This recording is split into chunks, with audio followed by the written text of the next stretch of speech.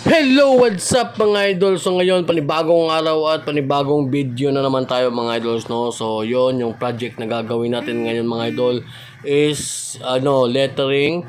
Parang quotes yata to mga idol. So shoutout ni idol. Ay, nakalimutan ko yung pangalan mga idol. So basta shoutout ni idol. So yung request niya mga idol is sa may tagiliran ipalagay mga idol. So sabi ko sa kanya mga idol no, sobrang sakit dyan na part. So yun, sabi niya okay lang daw kaya yan. So yun natin nilagay. Tapos yung needles pala na ginamit natin dito mga idol is isang klase lang mga idol, no? Hanggang matapos mga idol. Medyo mataas-taas tong video mga idol, no? Kaya dapat tapusin nyo mga idol. So yun nga, isang needle, isang size lang ang ginamit natin dito. 5RL, no? So yun na rin yung ating pinang shading, diba? Ang bilis natapos, yun ang shoutout ni idol.